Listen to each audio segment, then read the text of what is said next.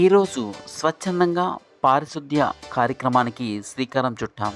అలాంటప్పుడు ఈ వ్యర్థాల కోసం ఇక్కడ మంచి సందేశాన్ని ఇచ్చారు. ఒకసారి వినండి. చేయడం వల్ల ఈ చెత్తంతా అక్కడ నీటికి అడ్డగా ఉండిపోయి నీటి ప్రవాహానికి అడ్డుగా ఉంటుంది. ఈ చెత్త అంతటినీ కూడా మీరు చెత్త కుండీలో వేస్తే ఎక్కడికైనా దూరంగా పారేయడం జరుగుతుంది. మీరు నీటిలో వేయడం వల్ల నీరు కలుషితమవుతుంది.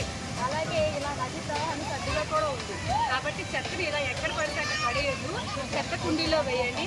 ముఖ్యంగా ప్లాస్టిక్ని అయితే కాల్చొద్దు. ఇవన్నీ కూడా భూమిలో కలిసిపోతాయి, కానీ ప్లాస్టిక్ అనేది కలవదు. ఇలా నీటి కాలుష్యానికి, భూమి కాలుష్యానికి అత్యంత ప్రమాదకరంగా మారుతుంది. కాబట్టి ప్లాస్టిక్ని కాల్చొద్దు. ప్లాస్టిక్ని తగ్గించడం, అదే యూజ్ చేయడం తగ్గించండి. యూజ్ చేయడాన్ని తగ్గించండి. అది అందరికీ చాలా మంచిది. ఇందులో భాగంగా కార్తీక మాసం పవిత్రంగా ఉండాలి, స్వచ్ఛందంగా ఉండాలి, శుభ్రంగా ఉండాలి, పరిశుభ్రత పాటించాలి అన్న పరిసరాలను చక్కగా ఉంచాలన్నదే మా లక్ష్యంగా పెట్టుకుని ఈరోజు ఈ కార్యక్రమం చేపట్టాం. ఒక్కసారి ప్రారంభిస్తే దానిని చాలామంది ముందుకు వస్తారు. అందుకే ముందుగా మనం ముందుకు రావాలి. అలా ముందుకు వస్తే ప్రతి ఒక్కరూ మనతో చేదోడు వాతోడుగా ఉండి ఏదో ఒక విషయాన్ని చెప్తూనే ఉంటారు, చేస్తూనే ఉంటారు. నిజంగా చేయి కలిపితేనే ఒక శ్రమ అవుతుంది. ఆ శ్రమ రావాలి అంటే పరిశ్రమించాలి. ఆ పరిశ్రమించడానికి అవకాశం ఎప్పుడు వస్తుంది? మనం స్వచ్ఛందంగా ముందుకు వెళ్ళాలి. ఆ స్వచ్ఛందంగా ముందుకు వెళ్ళేటప్పుడు 10 మంది మనతో ఉంటారు. నిజంగానే చెత్తను వేస్తారు. దానిని ఎలా వేయాలి, ఎక్కడ వేయాలి అనేది కూడా మనం నిర్దేశించాలి. నిర్దేశించకపోతే ఎక్కడో ఒక దగ్గర వేయాలి కదా. అందుకోసమే దీనిపైన సమీక్ష చేయడానికి చాలామంది ఉన్నారు. సమీక్ష చేస్తారు. దానిపైన ఇంకోసారి మాట్లాడుకుందాం.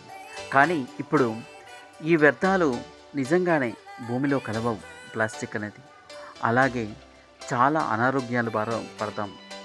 అనారోగ్యానికి గురి చేస్తాయి. నిజంగానే ఆ బ్యాక్టీరియా ఇక్కడ అంతా చేరి నిజంగానే ఇక్కడే స్నానం చేస్తూ ఇక్కడే ఉంటారు భక్తులు. అలాగే శివాలయానికి వెళ్తుంటారు. అక్కడ అమ్మవారి గుడి దగ్గర ఉంటుంది కాబట్టి దానికి కూడా వెళ్తారు. ఇలా వెళ్ళడం వల్ల నిజంగా ఆ దారిలో వెళ్తున్నప్పుడు ఆ గాలిని పీల్చుకుంటారు. ఆ కంపును నిజంగా ఆ దుర్వాసనను పీల్చుకుంటూ వెళ్తుంటారు. ఇలా వెళ్ళడం వల్ల ఏం ప్రయోజనం? ఎన్నో అనర్థాలు ఉన్నాయి. మరి ఆ అనర్థాల్ని అరికట్టడానికి ఏమైనా మన వంతుగా చేయాలి కదా. అందుకోసం ఈ రోడ్డు పైన ఉన్నటువంటి చెత్తని తీయడం జరిగింది.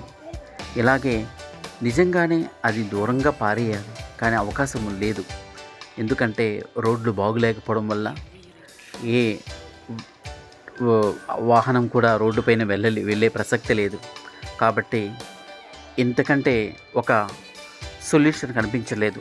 ఇది ఒక దారిగా చేసి ఇలా చేసాం. నిజంగానే ఇది ఒక విధంగా మంచిదే, ఒక విధంగా కొద్దిగా ఆలోచించాల్సిందే. కానీ ఇంకో ఆలోచన లేకుండా, ఇంకో దారి లేకుండా ఇది చేయాల్సిన అవసరం వచ్చింది. కానీ ఏది ఏమైనా ఈరోజు సంపూర్తిగా కొన్ని అవసరాలకు తగ్గట్టుగా ఈ పనిని ముగించినందుకు చాలామందికి ధన్యవాదాలు తెలియజేసుకుంటున్నాం. వచ్చే ప్రతి ఒక్కరూ ఏదో ఒకటి చేయాలని అనుకుంటారు. నిజంగానే అందరూ చేయాల్సిన అవసరం లేదు.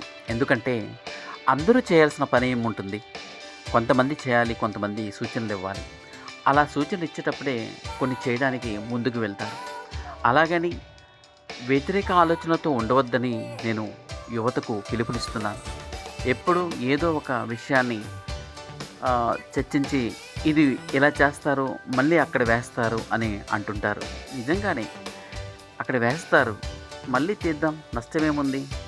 అలాగని దానికి ఏమైనా ఒక సొల్యూషన్ని కనిపెట్టామా అనేది ఇక్కడ ఇంపార్టెంట్. అంతే తప్పించి వ్యతిరేక ఆలోచనని ప్రేరేపించవద్దని నా యువతకు నేను మనవిధిగా తెలియజేసుకుంటున్నాను.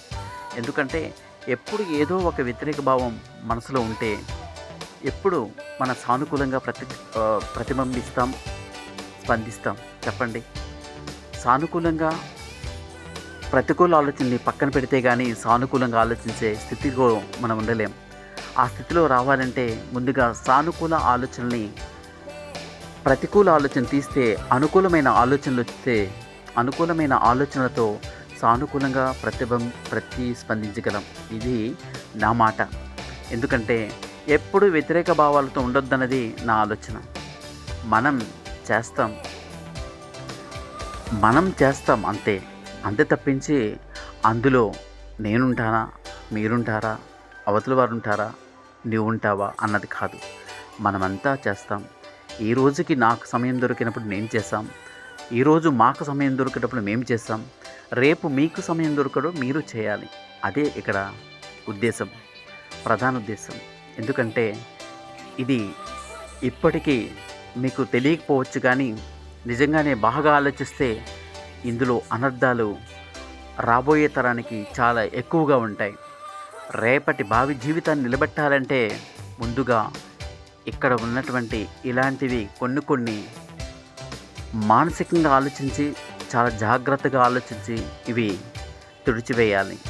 అది శుభ్రత అవ్వచ్చు, మన మనసు శుభ్రత అవ్వచ్చు, శరీర శుభ్రత అవ్వచ్చు.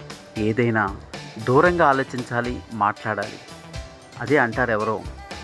ఎందుకంటే మనం ఎవరు చేస్తారు, ఏం చేస్తారు, ఎవరో వచ్చి ఏమో చేస్తారు అన్నది కాదు, మనం చేసామా లేదన్నదే ఇక్కడ ఆవశ్యకత అనేది ప్రధాన ఉద్దేశం. ఇలా ఈరోజు మాతో పాటు, నాతో పాటు, మనతో పాటు వచ్చినటువంటి కొంతమంది ఉన్నారు.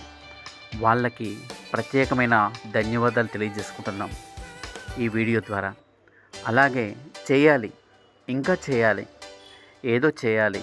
అంతేగాని అందులో ఒక ఆలోచన, స్వార్థపూర్త ఆలోచన ఉండకూడదు. ఇదే నా ఉద్దేశం, ప్రధాన ఉద్దేశం. Thank you so much.